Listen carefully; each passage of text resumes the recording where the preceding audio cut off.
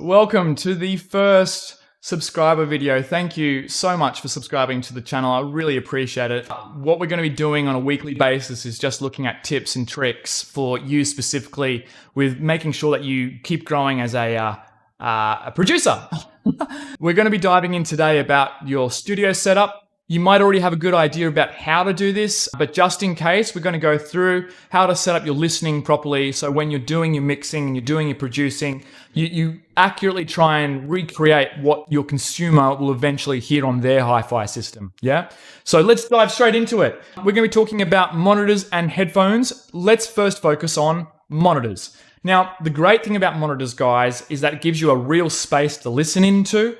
And it also gives you really great sub frequencies, yeah? So there's no such thing as a fixed volume that everyone listens to, but the basic principle on monitors is that you can turn them up nice and loud, and there's some benefits with mixing by a loud volume, which I'll get into shortly. So basically, what we want to do when we're mixing with monitors, guys, is make sure we've got the right volume for our ears. Now, here's an app called dBmeter. It is for free on the App Store. If you're using an Android, I dare say it would be on there too. But dBmeter, as you can tell here, I'm talking at about 65 to 70 dBs at the moment. What you'd want to do ideally is set up your monitors in an equilateral triangle. Try, if you've got the room, not to have them against the wall. As you can see in my picture there, they're a little bit away from the wall.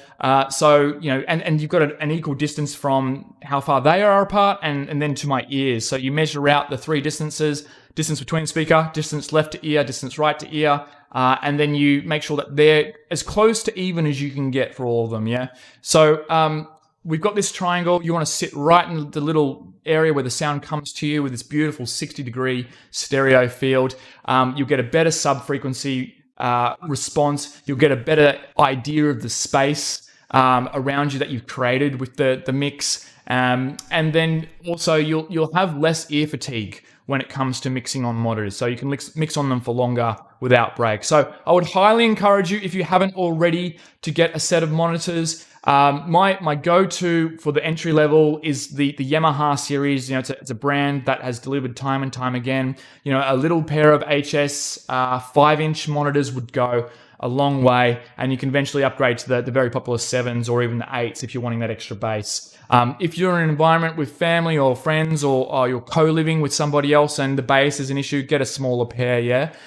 Because otherwise that can become an issue if you don't treat your room for audio, and bass will just go through the property and you'll end up annoying everyone. So that's really it for monitors. Again, make sure that they're away from the wall. Make sure that you've created a nice triangle, and then try and get the loudness right with the decibel meter. Rough guides. Now, there is no complete rule, but rough guides, large room, like a big room, you know, probably 6 meters by 5 meters or something like that, you'd be looking at around 90 to 95 decibels. If you're looking in a medium size or an average size room, you'd probably be looking somewhere around the 85 decibels. And if you're in a small room like this one, you know, 75 decibels is more than enough loudness for you to get a very good indication of what's going on in your frequency ranges.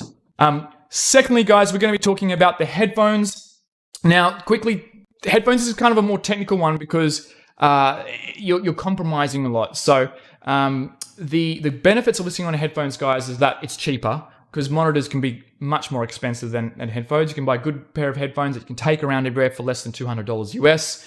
So if you've got a budget that you want to stick to, go and get yourself a good pair of headphones, probably before you buy monitors, because, yeah, you've got more use for their headphones long term, even though monitors, if you have a larger budget, are the way to go. The good thing about headphones is that you don't have to accommodate for bad room acoustics. You don't have to treat your walls at all. And also you've got a 180-degree stereo field rather than a 60-degree stereo field. So when you're doing things like panning your track around, you can actually get a much better representation in your headphones. And as I just mentioned before, the other thing I like about headphones is that you can kind of just take them in everywhere and anywhere. The biggest thing to worry about with headphones, though, guys, is frequency response. If you're using a really, consumer-oriented pair of headphones. So these are like a Hyper Cloud S or something, HyperX Cloud S. They're just gaming headphones. I like to listen to them to kind of get a comparison between my flatline response and what a consumer might hear. But you'll often find your consumer headphones will be more boomy in the bass and have those trebles kind of boosted up as well to make things sound more crisp. But the mids can often be very misleading. If you mix on consumer headphones, I think you'll find that when you take your mix to other stereos, even in your own house or in your car or to a friend's house, it won't sound the same as when you did it on your consumer headphones. So first thing to buy always, I think, is a good set of headphones. And if you haven't got a restriction on budget, go and get yourself a good set of reference monitors, whether it be entrance level or something higher tier. That's the way to go, because that will make the biggest difference to your producing. I guarantee it. Naturally, if you're going for something like this, which has higher impedance, 250 ohms, you're going to have to go and get yourself an audio interface or an amp, because plugging it into your laptop or your computer, you might struggle with how quiet the headphones are potentially. Okay, so how do mixing with headphones, how does that affect your mix? Well, the first thing is, if your headphones aren't balanced from a frequency point of view, you taste ghosts, in that you might overcompress something or you might over EQ something that actually isn't a problem when you're listening on something that's flat. So you might be EQing for your headphones where you don't actually need to, because across all the other systems that people are going to listen to it on, it's not an issue. So that's number one with headphones, trying to get rid of that problem. And number two, misjudging the stereo field as well. That can happen with headphones, because again, you're not in a normal space, you are in the 180 degree space. So I do encourage people to mix on headphones for doing stereo panning, but also keep in mind that it's more dramatic and exaggerated than it would be in monitors. Okay, so instead of focusing on how loud you can get headphones, like a lot of people when they first starting go, oh, 50 millimeter drivers, wow, they're going to be super loud. It's not about that at all. It's really about the frequency response, trying to get it as flat as possible. So the headphones that I recommend to people, especially if you're on a budget, are the ATH M50Xs, guys. And the Sony MDR, I was gonna look this up, 7506, guys, really good entry level headphones. If you've got a little bit more money to spend, the DT770s closed headphones are really good from Beyerdynamics, or the DT990 Pros, a tiny bit more money, and they're open back headphones. Open back headphones are much better for your sub bass and your low end as far as frequency is concerned. They're also a little bit more flat, because the sound doesn't get stuck in the headphones and bounces around. It's also better for ear fatigue, so you can mix for longer periods. Obviously, the biggest con with an open back headphone, though, is that you hear like literally everything around you. So if you're traveling, it's probably not advisable to get open back headphones. Yeah, so pick wisely. Most people go for closed back. I prefer my open backs only because I'm mostly listening in this little home studio, so it's not much of an issue with outside volume. Okay, cool. So the second thing we can talk about with flatline response rate is to try and make it as flat as possible. So Sonarworks have a software system called Reference. It's currently in version 4 at the time of this video. So Reference is basically a program that will have two modes. So the first is an average setting for your brand of headphones, where they EQ things to counteract the average of how things are kind of too peaky or too low. And then you can actually go one step further, and I would recommend this. You can buy the software package. It's 99 euros. I'm not sure what that is in your local currency, but you can actually send off your existing set of headphones to get customized software. Like, it's like a little plugin for your software that says, okay, this is exactly what your headphones are in the frequency spectrum, and it will make it as flat as possible with that software tailored to your headphones. Highly recommend that. If you haven't already invested in a good set of headphones, then you can actually buy them from Sonarworks along with Reference 4, and they already send you a pre-calibrated pair of headphones. Now, why is that such a big deal compared to the Sonarworks average, like, choose your product or brand? Well, the reason is, if you buy this set of headphones and then buy exactly the same model, make and brand, they could be different. because the way drivers work is that, and look, these drivers between the left ear and the right ear might actually be different as well. You might find that they've got slightly different frequency responses, and some are slightly different, and from left and right as far as volume is concerned too. So usually, if you're wanting to get a better sounding or a more flat sounding set of headphones, you'd probably want to go like some of the Sennheiser HDs that actually have a dual cord, one power/audio cord for each driver. They tend to have a better flatline frequency response, but they're also a little bit more cumbersome. Yeah, so pros and cons. But anyway, back to the original point. If you're going to go get serious about this, I would highly encourage you to consider either purchasing your headphones from Sonarworks or sending off your existing pair to go and get calibrated so you get a true flat line for your ears, because of that variety, not only in your own set of headphones, but how it differs from model to model, or even if it's the same model from driver to driver.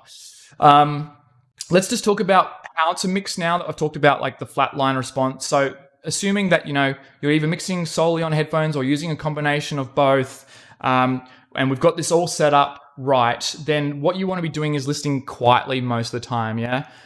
So talking volume somewhere, from whisper quiet, like around 30 dB up to around 60 dB. It's kind of where you want to be average, average volume mixing. And the quieter you have your mixing volume, the better it is for you to listen to what elements are loud and what elements are quiet. Yeah. So usually when we want to get a snare and a kick relation, like really, really good, we'll turn the mix right down. So it's super whisper quiet, and you can just hear the attack on each of those instruments kind of hitting. That's the best way to mix when you're looking at loudness. And then when you want to pump things up to those recommended volumes I mentioned before for your monitors, or pump things up loud in your ears for your headphones, by the way, be careful with that ear fatigue.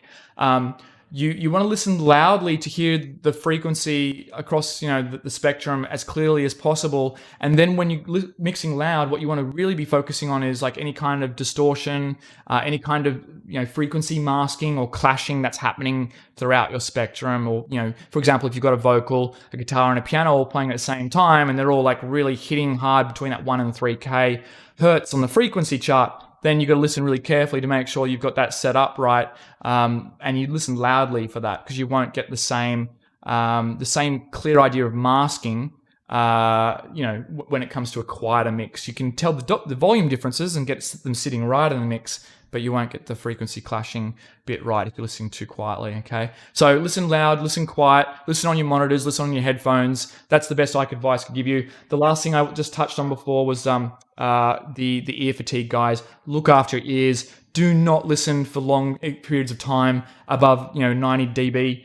You'll get ear damage. I'm living walking proof of that from DJing in clubs for a very long time. I actually do have ear damage and can't hear high frequencies very well, especially above 12K. So look after your ears, guys. Listen quietly. It's the best thing that you've got on your head for music anyway. Take regular breaks. Do a mix for an hour. If you start getting ear fatigue, don't turn things up. Just go and have a break. 10-15 minutes and come back. If you've been working for a long time, prolonged hours in a day, go and have a break for an hour or two, come back with fresh ears. And if you've been mixing all day, obviously just give it a relax, just come back tomorrow. We make really bad decisions in the mix when you've got tired ears. You turn things up too loud, your ears will actually distort what you're hearing. You'll come back to the mix next day and be like, what the hell? So, guys, I hope that's some helpful tips. That's pretty much everything I know on just setting up your studio with an overview. Yeah. So just to recap, monitors, average size room, 75 dB. Try and get your monitors away from the wall. Yeah. And try and make a nice triangle if you can, if you've got the space. That's the best way to do it. If you don't have the space or the money for monitors, use headphones, but go and pick something that has the flattest frequency response that you can afford. And then potentially use Sonarworks Reference 4 to get that flatline frequency response even better. And guys, good luck with your producing. I look forward to seeing you soon. Another video out to you next week. Peace. Love you guys. Love you guys. Talk soon. Bye-bye.